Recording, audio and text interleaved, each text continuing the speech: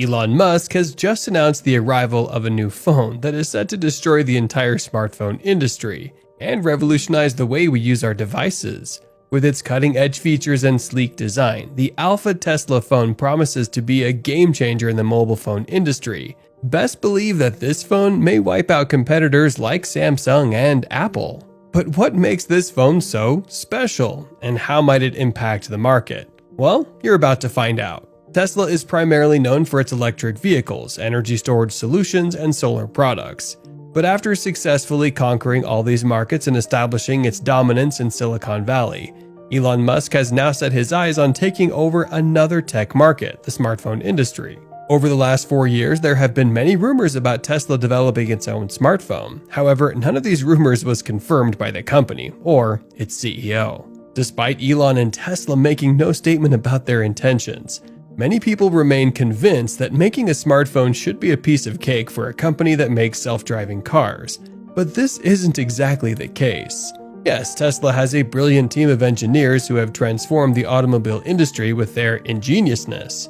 But the designing and manufacturing of a phone is a complex process that requires significant resources and expertise that Tesla engineers probably don't have. And this is probably why Tesla has refrained from making a statement about making a phone or entering the smartphone market at all. However, in recent times, Elon Musk has come forward to announce that there is indeed a phone coming from Tesla, and he promises that it'll be the holy grail for all phones. The Tesla CEO, who has become famous for making company announcements on Twitter, once again took to the platform to reveal a few details on the futuristic smartphone his EV company is working on. In the tweet, the now richest man in the world promised that his new phone will share the same philosophy that has taken Tesla to the top of the automobile pyramid. In other words, the Tesla phone will be nothing but the best of the best and could potentially wipe out any form of competition that already exists in the smartphone market. It's a lot of promises, especially since Elon Musk is a man that's become famous for sometimes promising and failing. And while this has been a regular feature in Musk's career, another notable feature that has been a regular feature of the tech billionaire's career has been his attention to detail, proving doubters wrong and delivering products that supersede expectations. The question now is, could Elon Musk really stun the smartphone industry, and what features will this new phone have? If there's one industry that's in dire need of new competition right now, it's got to be the smartphone industry. Industry giants like Apple and Samsung have gotten very complacent in the last couple of years, and as such, they're lazily releasing the same phones every year, coupled with new brilliant branding and strategic PR to sell the phones, with only minimal upgrades. That's why when you buy a new phone, you realize there's not much difference between your old phone and your new one. For example, you'll find out that while the iPhone 14 is a great phone, there's no outstanding innovation that makes the phone way better than its predecessor, the iPhone 13. In other words, both phones are very similar in both looks and functions. This problem has become a common theme with smartphone manufacturers, as they've come to prioritize quantity over quality. However, Tesla fans will not have to worry about any of these problems with the Tesla phone. The Tesla phone, according to Musk, will be called the Tesla Model Pi, or the Model Pi for short. And it's anticipated that the Model Pi would possess a built-in feature enabling access to Starlink, which would enable users to browse the internet independently of traditional earthbound telecommunications networks. Starlink, which was established by SpaceX, is a network service that provides high-speed, low-latency broadband internet access across various markets. It uses satellites in a low orbit to enable video calls, online gaming, and streaming. And since the network is ideally created to work well in areas where connectivity is unreliable or completely unavailable, the Model Pi would be able to solve a major problem of network connectivity that other smartphones may face. Additionally, industry experts state that the Model Pi will be better integrated with Tesla's cars. This means that the phone will have easy access to controls to be connected to a Tesla car. So, with just one tap of a button, you would be able to do whatever you want with your car. For instance, you'll be able to lock and unlock the car, control the car temperature, and other various features from the comfort of your Model Pi. With all these features, you'd think that that's all the tech mogul has up his sleeves regarding the Model Pi, but there's much more. There are rumors that the Model Pi may have the capability to integrate with Neuralink, a technology that enables individuals to manipulate devices using their thoughts. In 2016, Musk co-founded Neuralink Corporation, which is currently focused on creating implantable chips for the human brain. These chips are intended to allow machines to translate the thoughts of users into actions. Musk stated on Twitter that, in his view, Neuralinks are the future, and devices such as smartwatches and phones are outdated technology. That's why it's no surprise that the tech billionaire has gone ahead and added this feature to his new phone. According to information provided by the company, this innovative technology is designed to empower individuals who may not have full use of their limbs to utilize their smartphones with ease. The implications of this technology are profound because it represents a major breakthrough in accessibility and inclusion. Imagine the possibilities that this technology could offer for those who have dexterity limitations, as they would no longer be constrained by the need to use their fingers or other limbs to navigate their smartphones. With this new advancement, they could potentially use their smartphones much more quickly and efficiently, opening up a world of new opportunities for communication, entertainment, and productivity. Overall, this technology has the potential to make a significant positive impact on the lives of those with disabilities or physical limitations, empowering them to participate more fully in the digital age, something that has always been a priority for the tech mogul. The Model Pi is also rumored to come with a solar panel attached to the back of the phone. Most of you are most likely aware that Tesla now manufactures solar panels. However, the company has now decided to equip the Model Pi with solar charging capabilities.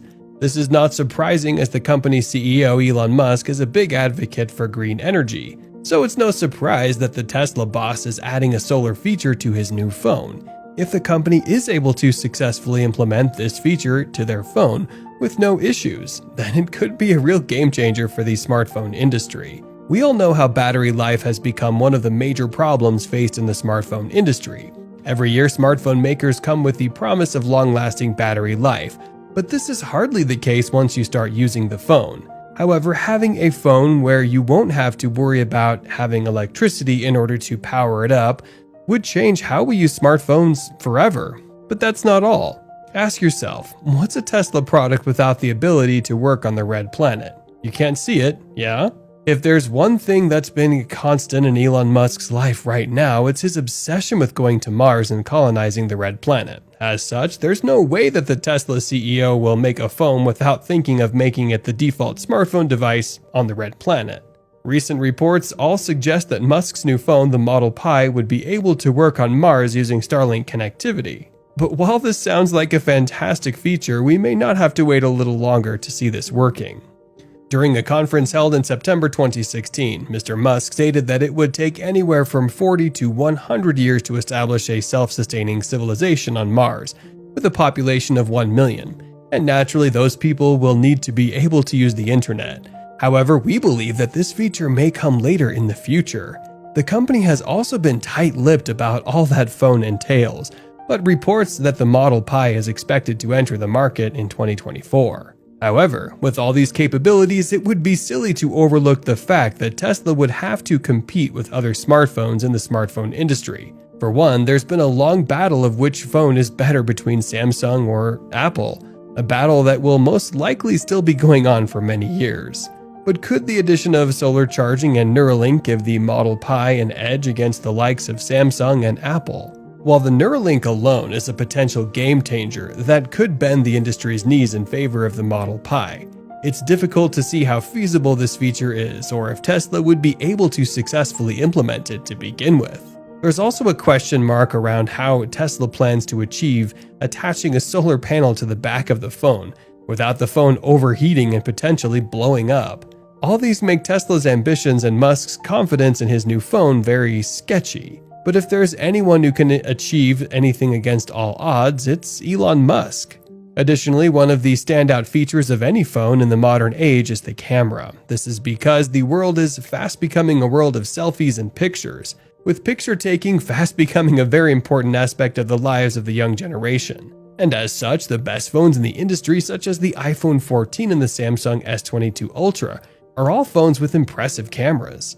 In fact, many would argue that the most sought-after feature of the iPhone is the camera. With all that being said, what are Tesla's plans to capture the camera market for themselves? According to reports, it seems that Tesla has already got that covered. When compared to the 3-camera system of the iPhone, the camera setup of the Tesla Pi phone is more competitive and potentially superior. The Model Pi camera would be arranged in a single square frame containing 4 rear cameras, whereas the iPhone only has a 3-camera setup. This state-of-the-art smartphone would allow users to capture high-resolution images of the night sky simply by pointing the camera at the stars, without the need for a long exposure period. In addition to that, consumers would be able to use just one camera to take these photos. But what's a good camera without good display quality? The Tesla Pi is also capable of receiving significantly more pixels than any other smartphone currently available on the market. This means that you can enjoy your preferred movies and stream music within or outside your house without compromising quality or convenience. It's also worth noting that the average consumer spends approximately 5 hours per day engaging with media on their devices. Tesla's phone will also have a 10-inch screen that is 40% larger than the average smartphone, offering a more immersive viewing experience. But that's quite a giant phone. Its high pixel density also provides sharper image quality for both photos and videos. Additionally, the phone features a glare-free display, which makes it easier to view the screen from different angles in bright sunlight, especially if you have sensitive eyes. In recent years, we've seen Apple make significant advancements in facial identification and other sensors for their front-facing camera. However, the trademark design is not visually attractive and takes up a considerable amount of screen space, and Tesla may be seeking a solution to this issue. According to reports, the Tesla phone will feature a built-in front-facing camera that would enhance both its aesthetic appeal and long-term durability. In comparison to the iPhone 14 Pro, it has a distinctive textured matte glass on the back that can shatter if dropped, making it a nightmare to imagine an expensive phone breaking in this way. As a result, the Model Pi outperforms the iPhone 14 Pro in this aspect. Additionally, the Tesla Model Pi's best quality seekers may not have to compromise on quality, as the Model Pi is said to potentially feature a photochromic coating on its back that would enable the phone to change colors based on the way it interacts with light. This unique feature would give users a reason not to settle for anything less. To be honest, there's really no need for anyone to settle for a smartphone that doesn't offer a revolutionary experience, and that's exactly what the Model Pi is all about. The Model Pi's processor has the capability to store various types of cryptocurrencies, including the Mars cryptocurrency, which aligns with Elon Musk's vision of colonizing the Red Planet. In addition to that, Model Pi users will be able to mine their own cryptocurrency without requiring any extra hardware, since the language doesn't impose such a requirement. Conversely, Apple has been consistently enhancing its processing power with each new version, but it hasn't introduced any major breakthroughs in this area for quite some time, instead opting for minor upgrades every year. With these specs, it's safe to say that the Model Pi may become a strong competitor to other phones in the smartphone industry, and as a result, other phone manufacturers may have to fasten their seatbelts and get ready for a long bumpy ride. No one is saying that Tesla's Model Pi would wipe out the competition, but its release into the market would even make the competition stiffer. As for Elon Musk's comments on the Model Pi, he hasn't really been forthcoming. As mentioned earlier, the company has been tight-lipped about the whole arrangement. However, there's been rumors about Apple and Google threatening to remove Twitter from their app stores. When the Tesla CEO was asked about these threats, he stated that if things ever do come to that point, he would make another phone that can accommodate his newest company. As far as prices go, we believe that the phone would cost between $800 to $1,000. It's quite a lot, but when you think of the specs, it's very understandable. As is the nature of Musk, we believe that he would most likely work towards making the phone cheaper and more available for the majority, although this might not happen in the first few years of production. As of now, we only anticipate more information on the phone from Tesla, but we have reason to believe that Tesla will take its time to release the phone. With the Starship rocket that SpaceX is developing, we've had 2 test flights, we'll have many more this year. That vehicle is designed to make life multiplanetary. It's the first vehicle that is capable of doing that. I think we want to get that done as soon as possible. Elon Musk unveils the ambitious plan for multiplanetary life, a vision that transcends the bounds of Earth. The window of opportunity to make life multiplanetary and secure the future of consciousness may be open for a long time, or it may be open for a short time. That's why I started SpaceX, is to try to reverse that trend and get us back on to doing exciting things in space again.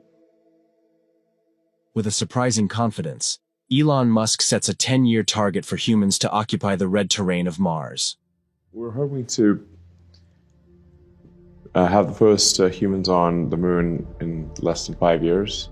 Mars, maybe a little longer than 5 years. I'd be surprised if we don't have humans on Mars within 10 years. Wow. Yeah. And then we're going to aim to have a lot of humans and build a city on Mars and a base on the moon. So basically, Mars has to be completely self-sufficient in order to pass the Fermi Great Filter.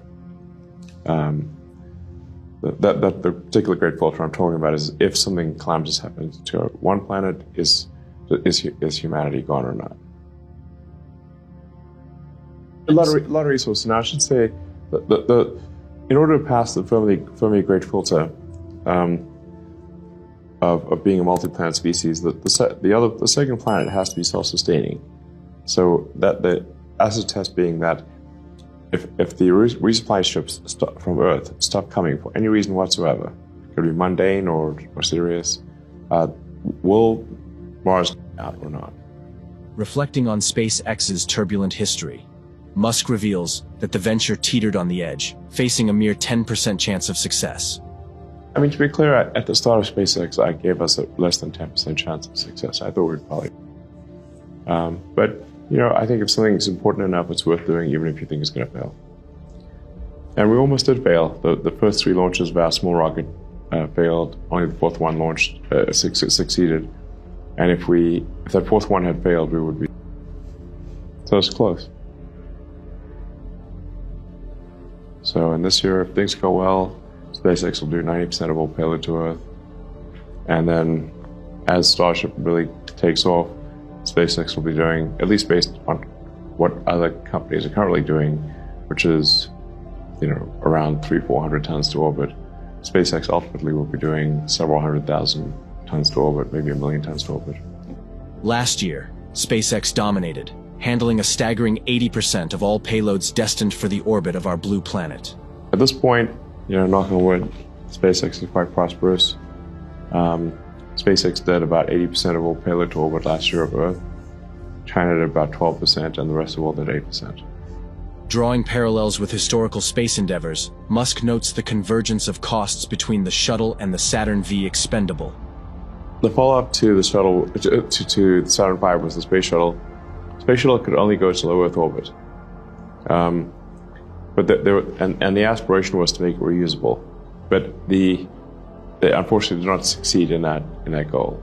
The space shuttle was so difficult to refurb that it ended up costing as much as the Saturn V. And then the primary structure of the space shuttle orbiter system, that big orange tank, it's actually the primary airframe, because it takes the load from the orbiter, the sort of airplane-looking thing, and the side boosters. So you lose that every time. The side boosters land in the ocean, and they're solid rocket boosters, so that they have to get shipped back to the factory to get solid propellant loaded in. Cut a long story short, the cost per flight of the shuttle ended up being roughly the same as a Saturn V expendable. But the shuttle had about a quarter of the payload to orbit and could not reach the moon. My religion, for lack of a better word, is one of curiosity, where we want to expand the scope and scale of consciousness on Earth and beyond Earth, and ultimately to other star systems. And in order to do that, we need to increase the number of conscious beings, and we need to advance technology such that we can have a self-sustaining city on Mars, ultimately populate the whole solar system, and then go beyond our solar system to other star systems. And therefore, we need more humans. Pretty simple. Elon Musk emphasizes the critical role of increasing the human population for the realization of life beyond Earth's confines. I think we will have landed on Mars. And I think we will have sent people to the moon. And maybe, if we get lucky, we'll have sent people to Mars within 8 years. The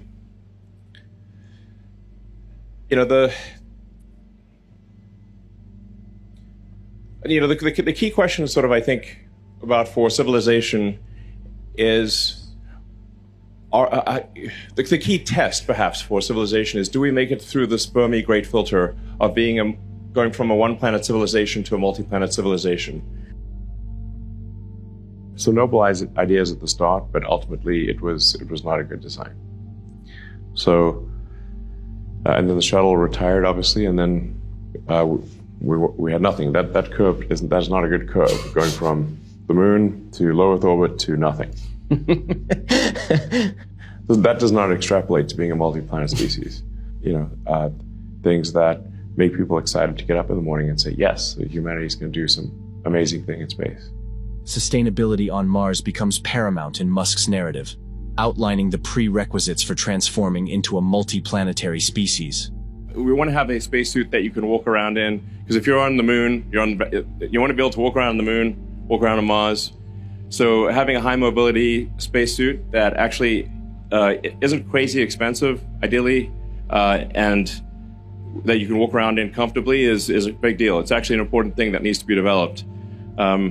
And ultimately made in large numbers. Because if we send, say, 1 million people to Mars, then that's 1 million spacesuits, or 1 million Mars suits that you need. So we'll have to make a lot of these things. And we're also going to launch Starlink on that flight. So I think we may have achieved consciousness, or consciousness that's capable of developing technology just in time.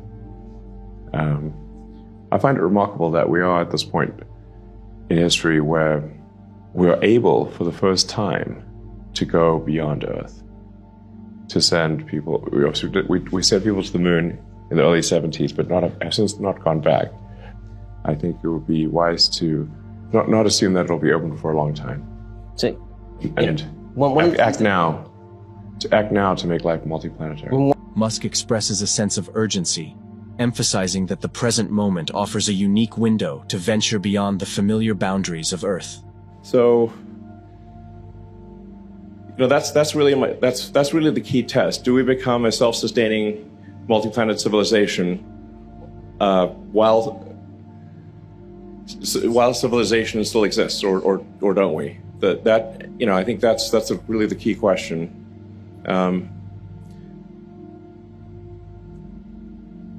I think we've got a good chance, but it's not a sure thing.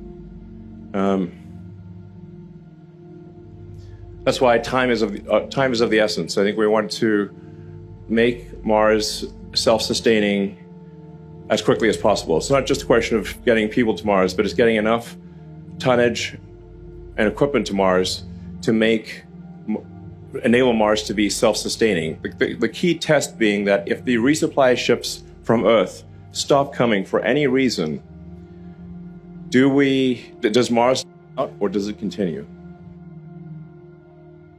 Well, at first you would have to have a life support system, because Mars has a low density atmosphere, only about 1% the density of Earth, and it's primarily CO2. Now, over time, you can terraform Mars. Terraform means make it like Earth, essentially. And if you warm Mars up, there's a bunch of frozen CO2 that will evaporate, densify the atmosphere, and you'd actually want kind of global warming on Mars. Because Mars is about 50% further away from the sun than the Earth. So it gets about less than half the solar energy that Earth does. The litmus test for life on Mars, according to Musk, lies in the ability to survive independently if Earth's resupply mission halts. What's really mind-boggling is that number should increase by 50% this year. So I guess on the order of like 90% of all mass to orbit, not counting Starship. So as we start launching Starship is like roughly 100 tons to orbit with every flight. There's a path to getting Starship to do over 200 tons with full reusability. So 200 tons to useful orbit with full reusability. And yeah, it's really an incredible amount. 1,200 tons of useful load to orbit last year. Yeah, that's just astounding.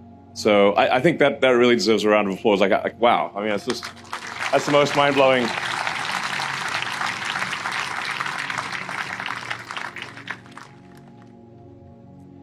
And the rate of increase is just astonishing. Now, these numbers will actually look very small in the future.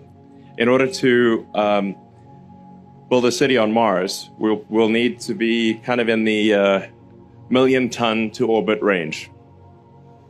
So maybe a little higher, ideally a little higher, but it's sort of, if you just try to get things to the right order of magnitude, like not trying to get to an exact number, but try to get the order of magnitude right. I think it's on the order, it's roughly 1 million tons to Earth orbit. That'll get you roughly 200,000 tons to the surface of Mars. So roughly, approximately 20% of whatever you get to Earth orbit, you can get to the surface of Mars. And figure like maybe we need at least 1 million tons of useful load to the surface of Mars for it to become self-sustaining.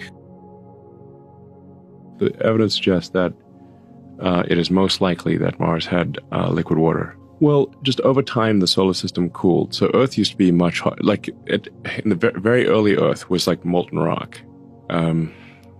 So really almost nothing could survive in the beginning. We were just a wall of lava. We're still mostly a wall of lava. We're like creme brulee. Like there's a thin crust, and it's mushy rock very hot mushy rock underneath. And technically, that rock is in a semi-solid state. But as soon as it gets to a low pressure, like pops out of the ocean, you have a volcano, obviously, with lava. Yeah. So it's at surface ambient pressure, we're basically covered in liquid rock.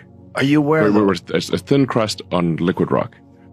Elon Musk concludes with a hopeful outlook, expressing his desire that the plan for multiplanetary life will materialize within the next decade.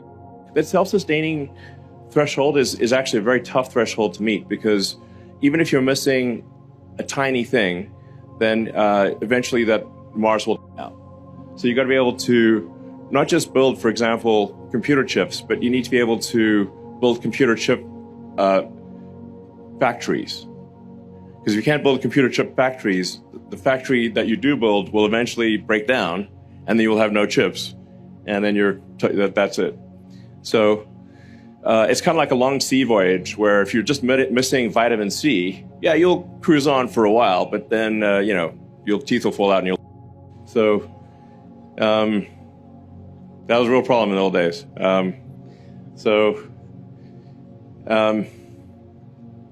Anyway, it's quite a high threshold, and like Mars is a fixer-upper of a planet. Needs some work, but so it's not like you can just run around outdoors and fish or live off the land. You can't live off the land on Mars. So it's really quite a lot of work that's required to make that work. It appears highly likely that Mars had liquid oceans, albeit a long time ago. There's a lot of ice. So Mars is covered in ice. And now the ice is then covered in dust for the mostly, except at the poles. So there's a lot of ice. This is the long-term goal. This is what we want Mars to look like: is starships coming and going, an incredible, beautiful Mars city, and a flourishing civilization on Mars. Ultimately, we can transform Mars into an Earth-like planet with terraforming. Just needs to be warmed up, really, and then it could be ultimately an Earth-like planet, and we could bring the life from Earth. We could extend life from Earth to Mars. And really, it has to be humans. Actually, we can bring all the creatures with us, and we can ensure that life on Earth continues on Mars, even after Earth becomes unlivable in the distant future.